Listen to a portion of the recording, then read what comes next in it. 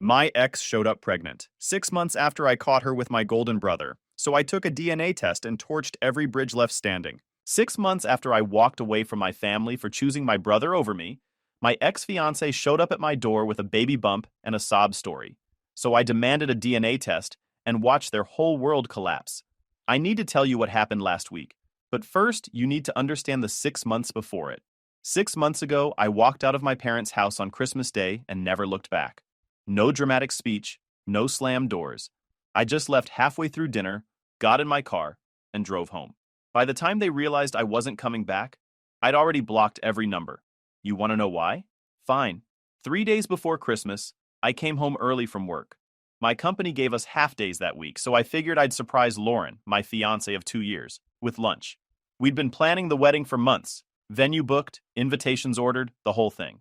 I'd even picked up sandwiches from that place she loved downtown, the one with the overpriced bread she always raved about. I walked up to our apartment building, juggling the sandwich bag and my briefcase. Took the elevator up to the third floor, humming some song I'd heard on the radio. Happy, stupid, completely clueless about what I was about to walk into. The apartment door was unlocked. Didn't think anything of it. Lauren worked from home most days. I pushed it open, called out her name. No answer. Figured she had headphones on. She did that sometimes when she was on calls. I set the sandwiches on the kitchen counter, kicked off my shoes, walked down the hallway toward the bedroom to let her know I was home. The bedroom door was half open, and that's when I heard it. Her voice, but not talking, not on a call. I stopped walking, just stood there in the hallway, my brain trying to process what my ears were telling me, trying to come up with some explanation that made sense. Maybe she was watching something. Maybe she was on the phone with someone and it was just weird timing. I pushed the door open. Lauren was in our bed, and Blake, my 26-year-old baby brother, was right there with her. Not drunk, not at some party, not some blurry mistake. Middle of a Tuesday afternoon. Sober, deliberate, in my bed. The bed I'd helped her pick out when we moved in together. The bed where we'd talked about our future. The look on their faces when they saw me wasn't guilt. It was irritation. Like I'd interrupted something important. Like I was the inconvenience. Blake scrambled for the sheets.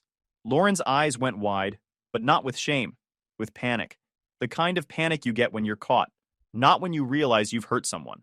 I didn't yell, didn't throw punches, didn't even feel anger right away. Just this weird, cold emptiness, like watching someone else's life fall apart through a window. I just stood there for maybe 10 seconds. My brain was trying to catch up to what my eyes were seeing, trying to process that my brother, my actual blood brother, had just betrayed me in the worst possible way. Then I turned around and walked out. Wait! Lauren's voice behind me. Panicked now. Please, let me explain! I kept walking. It's not what it looks like, Blake called out, his voice cracking.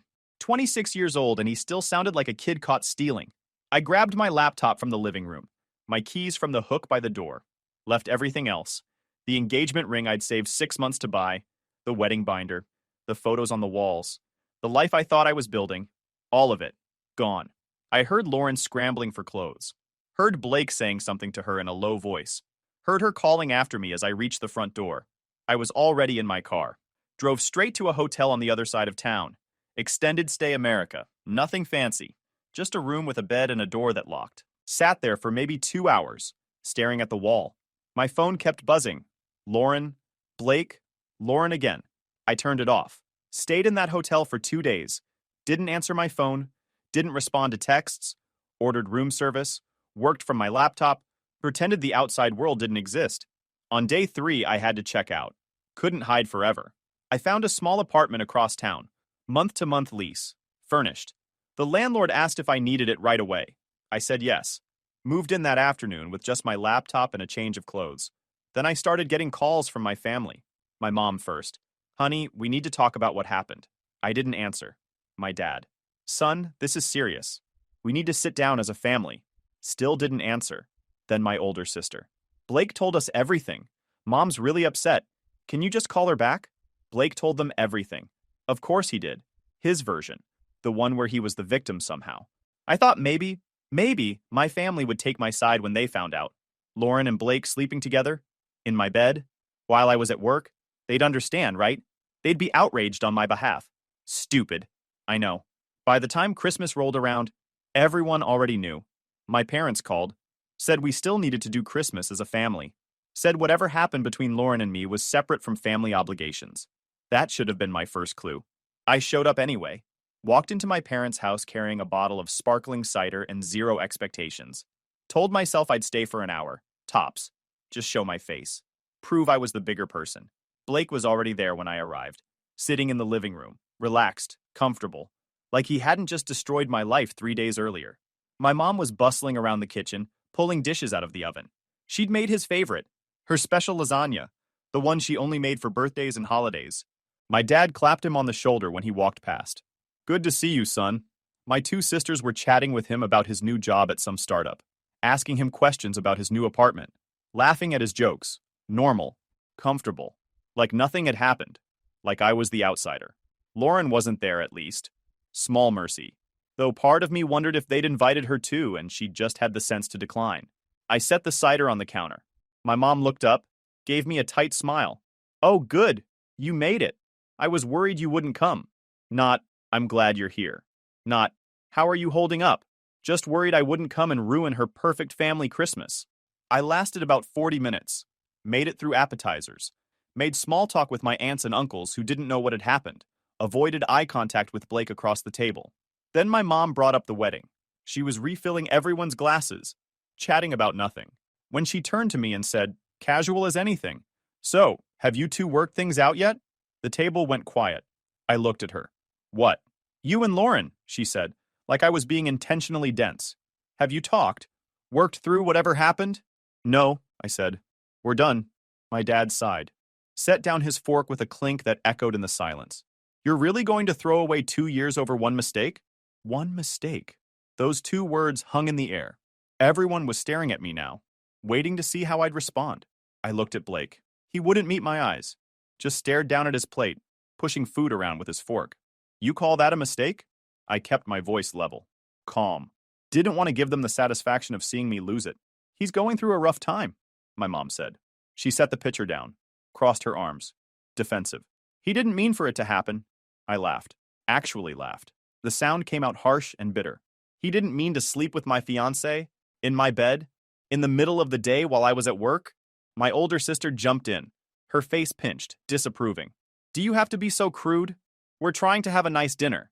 Yeah, my younger sister added. She was sitting next to Blake, and she reached over to pat his arm, comforting him. You're kind of making this about you. I stared at her, waited for the punchline. Surely she was joking. But no, she was serious. Dead serious. Making what about me? The holidays? Family time? She gestured around the table. You're ruining it by being angry. That's when I stood up, grabbed my coat from the back of the chair. My dad tried the reasonable voice. Son, sit down. Let's talk about this like adults. We're not talking about anything, I said. You've already decided whose side you're on. Blake finally spoke. Come on, man. Don't be like this. I looked at him, really looked at him. My little brother, the one I'd helped with homework, lent money to, covered for when he screwed up in high school. And he sat there in my parents' house, eating Christmas dinner, while they defended him for destroying my life. I walked out, blocked all of them that night. Every number, every social media account, every connection. Done. Returned the engagement ring to Lauren via courier the next morning. Didn't include a note. Didn't need to. The message was clear enough. Moved out of our apartment within a week. Packed up my half of everything in the middle of the night when I knew she'd be asleep. Left my key on the counter. Never looked back. Found a smaller place across town. 1 bedroom. Barely furnished. But it was mine. Gave my landlord 2 months' rent up front in cash. No questions asked. No explanations needed. Told my boss I needed to go remote for a while. Personal emergency. He didn't push. Just said take the time you need and let us know when you're ready to come back to the office. The first month was hell. I won't lie about that. Couldn't sleep. Every time I closed my eyes, I saw them. Blake and Lauren, in my bed. The look on their faces when they saw me. Not guilt, just irritation. Couldn't eat. Everything tasted like cardboard. I'd forced down protein bars and instant noodles just to keep functioning. Lost about 15 pounds that first month. Didn't even notice until my pants started falling off. Worked 16-hour days just to stay distracted. Took on extra projects. Volunteered for assignments nobody else wanted. Anything to keep my brain occupied. If I stopped working, I started thinking. And thinking led nowhere good. My coworkers noticed. Started asking if I was okay. I'd tell them I was fine, just busy, just focused. They'd nod and back off. Good people. Knew when not to push. But somewhere around month 2, something shifted. I woke up one morning and realized I'd slept through the night. Actually slept. No nightmares. No waking up at 3 in the morning, staring at the ceiling, running through everything that went wrong. Just sleep. Started eating real food again. Nothing fancy, but I could taste it, could enjoy it. Small victory, but it felt huge. Around month 3, I started feeling like myself again. Not the old me. That guy was gone. But a new version. Harder, more cautious, but functional. Joined a gym. One of those 24-hour places where you can show up at weird hours and nobody bothers you. Started going at 5 in the morning before work. Then again at night when I couldn't sleep. Started running. Couch to 5K program at first. Could barely make it a mile without stopping. But I kept at it. Built up endurance. By month 4, I was running 5 miles without breaking a sweat. Picked up woodworking. Found a community workshop where you could rent space and use their tools. Started making simple stuff. Cutting boards. Shelves. Frames. Something to do with my hands. Something I could build from scratch and watch take shape. It was therapeutic. Taking rough lumber and turning it into something useful. Something clean. Something that didn't remind me of everything I'd lost. By month 6, I was actually okay. Not happy maybe, but stable. Functional. Normal. I had a routine. Wake up at 5, gym, shower, work until 6, quick dinner, workshop until 9, home, Netflix, sleep, repeat. No drama. No one asking me to forgive people who didn't deserve it. No family guilt trips. No awkward conversations. Just me. In my apartment. Building a life that didn't include them. Some nights, I'd lie in bed and wonder if I'd made the right choice. If cutting them all off was too extreme. If maybe I should have tried harder to work through it. Then I'd remember my dad asking if I was really going to throw away 2 years over one mistake. My sisters telling me I was ruining Christmas. My mom defending Blake while he sat there, silent, refusing to even apologize. And I'd know.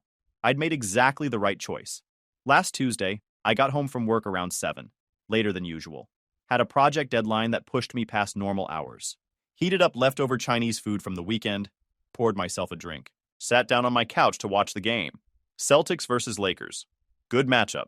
I was looking forward to just zoning out for a few hours. Then someone knocked on my door. Sharp. Insistent. 3 quick raps. I wasn't expecting anyone. Didn't order food. Hadn't invited anyone over. I lived a pretty quiet life these days. Most people didn't even know where I lived. I checked the peephole. Lauren stood in the hallway, visibly pregnant, crying. For a second, I thought I was seeing things. 6 months. No contact, not a word. And now she's here. At my door. Pregnant. I didn't open the door right away. Just stood there, looking through the peephole, watching her wipe her eyes with the back of her hand. She kept glancing down the hallway, like she was nervous someone would see her. She was maybe 5 or 6 months along. Hard to tell exactly, but definitely showing. Wearing one of those flowy maternity tops. The kind designed to make pregnant women look graceful. Hair pulled back in a ponytail. No makeup running because she wasn't wearing any. Smart move. Makes the tears look more genuine. Can't smudge mascara if you're not wearing any. She knocked again. Harder this time. Please. I know you're home. I saw your car in the parking lot. So she'd been watching, waiting for me to get home. This wasn't a spontaneous visit. This was planned. I opened the door, didn't step aside, didn't invite her in, just stood in the doorway with my arms crossed, blocking the entrance. What do you want? Her lip trembled. She was good. I'll give her that. If I'd still cared about her, I might have even believed it. But I'd spent 6 months learning exactly who she really was. The trembling lip didn't work anymore. Can I come in? She asked, her voice shaking. Oscar-worthy performance. Just for a minute, please? No. She blinked. Hadn't expected that. I need to talk to you. It's important. So, talk. She glanced down the hallway like she was worried about neighbors hearing. Another calculated move. I didn't budge. Fine. She took a breath. The kind you take before a rehearsed speech. I made a terrible mistake. What happened with Blake wasn't what you think. He took advantage of me. I was vulnerable and he manipulated the situation. I know that doesn't excuse it, but I need you to understand. I never wanted to hurt you. I waited. The baby, she said, putting a hand on her stomach. It's yours. From before everything happened. I'm due in 3 months, and I don't know what to do. Blake won't help. My parents won't talk to me. I'm alone and I'm scared and I need you. The tears came on cue. She was good. If I hadn't spent 6 months replaying every lie she'd ever told me, I might have even believed her. Prove it, I said. She looked up. What? Prove the baby's mine? I just told you. You told me a story. I want proof. DNA test. Her eyes widened. You don't trust me? No. The word hung there. She tried a different angle. Do you know how expensive those are? I can't afford. I'll pay for it, I said. Prenatal paternity test. Non-invasive. You can get one done as early as 7 weeks. You're what, 5 months? 6? Plenty of time. That's not the point.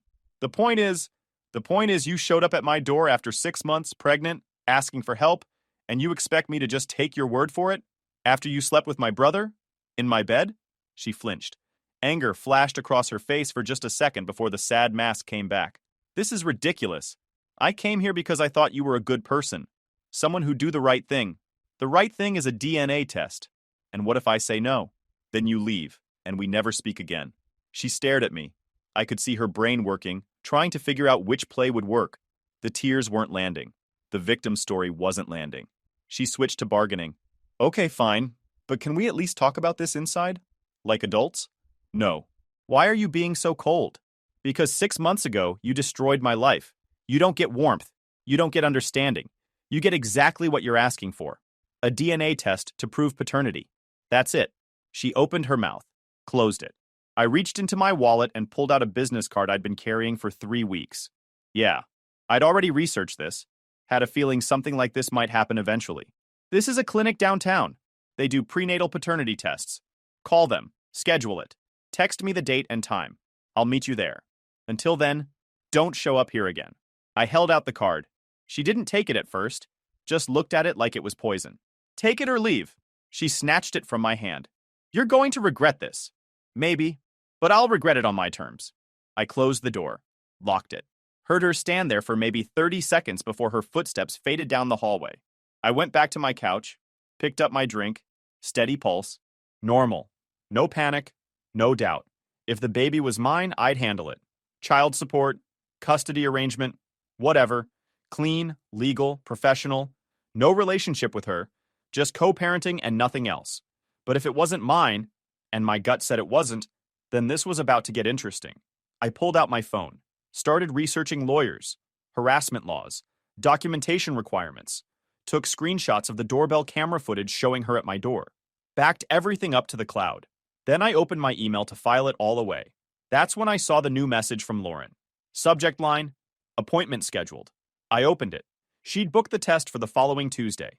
Clinic address, time, professional, clinical. But at the bottom of the email, in the header metadata, the stuff most people don't look at, there was a CC line, Blake's old email address. It had been recalled within seconds, pulled back, but my email client had cached it before the recall went through. I stared at the screen. They were coordinating this together. I didn't confront them, didn't call, didn't send a screenshot of the CC line asking what the heck they were playing at. I just watched, saved the email, saved the metadata, backed it all up in 3 different places. Then I went back to researching. Spent the rest of the night digging through old text messages. Found conversations from before the breakup. Lauren complaining about Blake. Blake asking me for money the same week I caught them. Lauren talking about the wedding timeline. I screenshot everything. Organized it by date. Built a timeline. By 3 in the morning, I had a folder on my desktop labeled Evidence. I wasn't sure what I'd need it for yet, but I knew I'd need it. The next week felt like the longest of my life. Not because I was anxious, because I was patient. And patience, when you're this angry, takes effort. Tuesday came. I met Lauren at the clinic. She tried to make small talk in the waiting room, asked how I'd been, if work was going well. I pulled out my phone and answered emails. The technician called us back. Professional, kind, asked standard questions about medical history. Lauren answered most of them. I just provided the DNA sample. Cheek swab. Simple. Then confirmed my contact information. Results should be ready in about a week, the technician said. We'll send them via email and mail a hard copy. Just email is fine, I said. Lauren looked at me. Don't you want the official copy? Email's official enough. As we left, she tried again. Look, I know this is awkward, but maybe we could grab coffee? Just to talk about what happens next? What happens next, I said, is we wait for results. After that, if the test says I'm the father, my lawyer will contact you about arrangements. If it doesn't, You never contact me again. Your lawyer. She looked genuinely surprised. It doesn't have to be like that. Yeah, it does. I walked to my car. Didn't look back. The week crawled. I worked. Went to the gym. Ran errands. Normal routine. But every morning I checked my email first thing. Nothing Monday, nothing Tuesday, Wednesday, Thursday, Friday, nothing. Then Saturday morning. 6:39 in the morning. My phone buzzed. Email from the clinic. Subject: paternity test results. I was still in bed. Sat up. Opened it on my phone. Read the first line. Read it again. Read it a third time, just to be absolutely sure. Probability of paternity: 0%. Not 15%. Not 5%. Not even 1%. 0. I set the phone down. Stared at the ceiling. Took a breath. Then I smiled. Not relief. Not yet. First came the vindication. That deep, satisfying feeling of being absolutely right. I knew it the moment she showed up at my door. Blake's email in the CC line confirmed it. And now I had proof. Then came the rage. Cold. Focused. They tried to trap me. Tried to manipulate me into cleaning up their mess. Lauren got pregnant. Probably Blake's, maybe someone else's. And when reality hit, they decided I should be the solution. The stable one. The one with the good job and the clean record. The one stupid enough to fall for the victim routine. They thought I'd just roll over, take responsibility for a kid that wasn't mine. Because that's what good men do, right? I got out of bed, made coffee, opened my laptop, created a new document, started typing. Not a letter, not an explanation, a plan. Column 1, who needs to know? Column 2, what they need to see. Column 3, when to send it. The list grew. My parents, both of them. The ones who defended Blake at Christmas, who told me I was overreacting, who wanted me to work it out with Lauren. My sisters, the ones who said I was making it about me, who guilt-tripped me for walking away. Blake, obviously. The family group chat, the one I'd muted 6 months ago but never left. Let them all see it at once. Jessica, Blake's girlfriend, the one he'd been dating for 8 months, the one who had no idea any of this existed. Extended family, cousins, aunts, uncles, everyone who took Blake's side or told me I was being too harsh. I opened a new PDF. Professional, clean, no emotion. Page 1. DNA test results. Names redacted except mine as alleged father. The 0% highlighted. Page 2. Timeline. Dates. Facts. December 19th. Discovered Lauren and Blake together. December 25th. Family took their side. December 26th. Cut all contact. June 18th. Lauren appeared at my door claiming pregnancy. June 25th. DNA test performed. July 1st. Results received. Page 3. Screenshots. Messages from before the betrayal. Proof of relationship. Proof they knew exactly what they were doing. Page 4. A single paragraph. 6 months ago, I cut contact with my family after discovering Blake and Lauren together in my home. Last week, Lauren appeared at my door claiming I was the father of her child. I requested a DNA test. The results are attached. This is the last time I will address this situation. Do not contact me. No accusations. No drama. Just facts.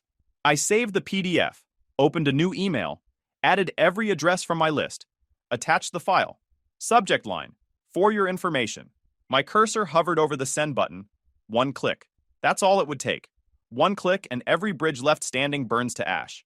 I thought about my mother, my father, my sisters, the family dinners, the holidays, the birthdays, all of it gone. Then I thought about Blake in my bed, my parents defending him, my sisters calling me cruel. I thought about Lauren at my door, crying, asking for help with a baby that wasn't mine. I clicked send. The read receipts started lighting up within 2 minutes. I watched them pop up on my screen like dominoes falling. First response came at the 4-minute mark. My younger sister. What the heck is this? Then my older sister, 30 seconds later. Are you actually serious right now? I didn't respond. Just watched. My phone started ringing. Mom. I declined. It rang again immediately. Dad. Declined. Then my older sister. Declined. 6 minutes in, someone forwarded the email to the family group chat I'd muted back in December. I unmuted it just to watch. 47 messages in 10 minutes. Is this real? Someone call him. This has to be a mistake. Oh my goodness. My mother's message came through at minute 12. This has to be fake. Blake would never. My father cut her off. We need to talk about this as a family. Everyone calm down. I typed one response. Sent it to the group chat. There is no family. Not anymore. Muted it again. My phone buzzed. Unknown number. I almost didn't answer, but something made me pick up. Hello? Is this real? A woman's voice, shaking. Is Lauren really pregnant with Blake's baby? Jessica, Blake's girlfriend. According to the DNA test, I said, it's not mine. I'll let you do the math. He told me they never... Her voice cracked. He swore nothing happened after that one time. He said it was a mistake, and he ended it. It wasn't one time, and he didn't end it. Silence on the other end. Then, I'm so stupid. No, you trusted someone you shouldn't have. That's not the same thing. Did you know? She asked. About me? Not until a few weeks ago. I'm sorry you're finding out this way, but you deserve to know.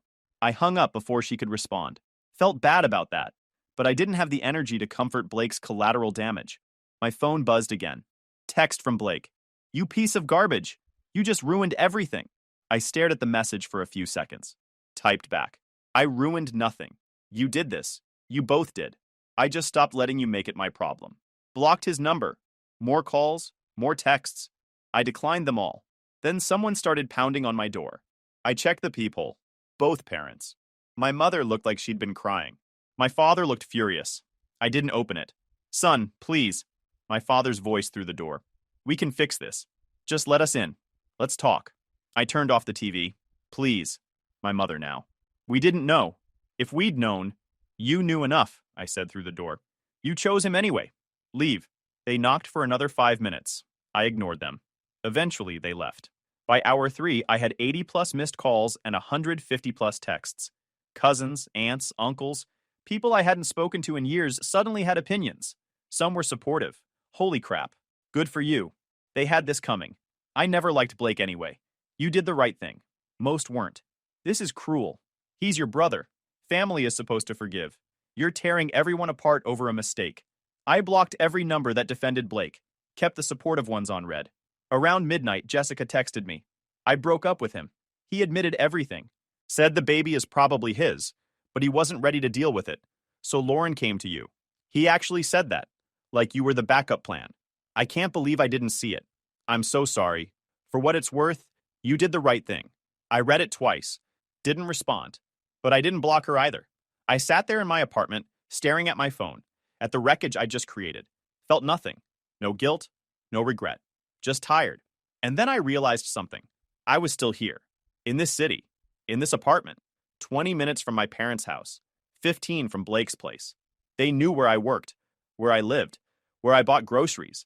I'd burned the bridges. But I was still standing on their side of the river. I opened my laptop, pulled up the email my boss had sent 3 weeks ago, the one I'd ignored because I wasn't ready to think about it. Subject, Denver position, leadership opportunity. I'd glanced at it. Big promotion, relocation required, more money, more responsibility. Told myself I'd think about it later. I clicked reply, started typing. I'd like to accept the position. How soon can I start? My finger hovered over send. I clicked it, closed the laptop, went to bed. Didn't think about it. Didn't second guess it. Just slept. My boss responded at 6 in the morning. He was East Coast 3 hours ahead. We can have you out here in 2 weeks. Housing stipend starts immediately. HR will send the paperwork today. Welcome to the team. 2 weeks. I gave notice on my apartment that morning. Landlord didn't ask questions. Month-to-month lease made it easy. I'd be out by the end of July. Then I went to the phone store. Got a new number. New phone. Gave the info to exactly 5 people. My boss, HR, my landlord, my bank, and my insurance company. That's it. Everyone else? Cut off completely. I didn't post about it, didn't announce it, just vanished. The next few days were quiet. My old phone, the one I'd stopped carrying, sat on my kitchen counter, buzzing occasionally. I checked it once a day just to see the damage. More missed calls. More voicemails I didn't listen to. More texts I didn't read. Jessica sent me 2 updates.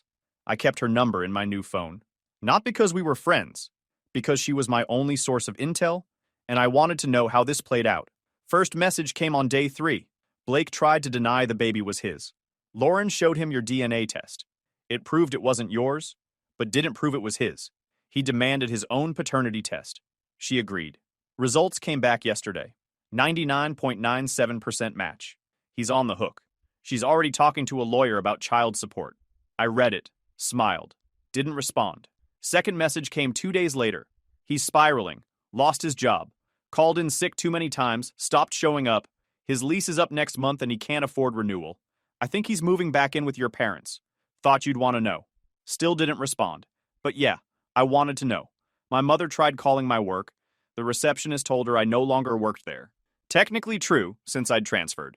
She panicked. Tried my old email. Bounced back. She posted in the family group chat. I unmuted it one last time just to watch. Does anyone have a way to reach him? We need to apologize, please. Someone must have his new number, my older sister responded. Maybe he doesn't want to be reached. Then silence. For the first time, I think it actually hit them. I was gone. Not hiding, not cooling off. Actually gone. My younger sister found my social media. I hadn't checked it in months. She sent a message. I get why you're angry, but this is extreme. We're still family. You can't just erase us. I logged in once, read it, deactivated the account. I spent the next week packing, methodically, no sentimentality. Photos with family, trash, gifts from Lauren, donated to Goodwill, anything tied to my old life, furniture they'd helped me move, books they'd recommended, even a coffee maker my mom bought me, gone. Sold on Marketplace or left on the curb. I kept 2 suitcases of clothes, 1 box of essentials, documents, laptop, a few tools. Everything else disappeared. The apartment looked empty by day 10. Just the basics. Mattress on the floor, couple of dishes, TV on a folding table. I'd already sold my couch, my bed frame, my table. Everything was going to the new place or nowhere at all. Last night in the apartment, I ordered Chinese takeout. Ate straight from the container, sitting on the floor, watching the basketball game on my laptop. No music, no nostalgia, just me and the echo. I felt lighter. Not happy, not yet, but lighter. Like I'd been carrying weight I didn't realize was there. And now it was gone. Slept hard that night. No dreams. Moving day? Saturday morning. I loaded my car, 2 suitcases, 1 box, my laptop bag. Everything I owned fit in a sedan. Took one last look at the apartment. Empty walls, clean floors, like I'd never been there. I locked the door, dropped the keys in the landlord's mailbox, got in my car, started the engine. My phone buzzed. New phone. The one only 5 people had. Unknown number. I should have ignored it. Should have just driven away. But something made me answer. Yeah? Son. My father's voice. Broken. Raw. Please don't hang up. I didn't say anything. Your mother is devastated. She hasn't slept in a week. Blake is. He's not doing well. He's moving back home. The family is falling apart. Can we just talk? Just once. Please. I sat there. Engine running, car packed. Denver 14 hours away. Everything I'd built for the past 2 weeks, the clean break, the fresh start, the total separation, balanced on what I said next. Talk, I said. You've got 2 minutes. My father took a breath. I could hear traffic in the background. He was calling from outside somewhere. Probably didn't want my mother to hear. I know you're angry, he started. And you have every right to be. But you have to understand, we were trying to keep the family together. Blake made a mistake, yes, but he's still your brother. Still. We thought if we could just get everyone to calm down. Stop, I said. He did. You're not calling because you understand what you did. You're calling because you're uncomfortable with the consequences. That's not... Yes, it is. You're not sorry you defended Blake. You're sorry it blew up in your face. You're not sorry you told me to forgive him. You're sorry I actually left. Mom's not crying because she misses having everyone together. She's crying because she realizes she chose wrong. Blake's struggling because his actions caught up with him, not because he learned anything. And you? I paused. You're calling because the family looks bad now. Because people are asking questions. Because you can't pretend everything's fine anymore. That's not fair. You're right. It's not fair. Nothing about this has been fair. I came home early and found my brother sleeping with my fiancé. That wasn't fair. I showed up to Christmas hoping for support and got blamed instead. That wasn't fair. Lauren showed up at my door pregnant, trying to trap me into raising Blake's kid. That wasn't fair. My father didn't respond. You chose him, I said. At every opportunity, you chose him. You told me to get over it, to forgive him, to think about family, but you never once asked him to take responsibility. You never once told him what he did was unforgivable. You just wanted me to shut up and make it easy for everyone. We were trying to protect both of you. No, you were protecting him. I didn't need protection. I needed my family to have my back. And you didn't. I heard him exhale. So what now? You're just going to disappear? Never speak to us again? Yeah, that's exactly what I'm going to do. That's not who you are. You don't know who I am anymore. You haven't known for 6 months, and you're not going to find out. Please just think about. I've thought about it for 6 months. I thought about it when you defended him at Christmas. I thought about it when Lauren showed up pregnant. I thought about it when I sent you those DNA results. And I'm thinking about it right now. My answer is the same. We're done. Son, lose this number. Don't look for me. Don't ask around. I'm gone. I hung up, blocked the number, turned off my phone, tossed it on the passenger seat, put the car in drive. The drive to Denver took 14 hours. I stopped twice for gas and coffee, once somewhere in Kansas, once in eastern Colorado when the mountains first came into view. Slept in the car outside Omaha because I was too tired to keep going. Woke up at dawn, grabbed more coffee, kept driving. Somewhere around hour 10, crossing into Colorado, I realized I was smiling, actually smiling.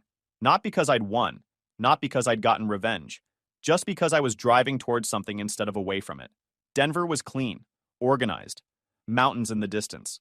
The job was intense, long hours, steep learning curve, but I liked it. The challenge kept me focused. Guys, we are so close to hit 100,000 subscribers on this channel. If you are not subscribed to the channel, please consider subscribing. It really helps hit that 100,000 mark. Thanks for making this dream come true.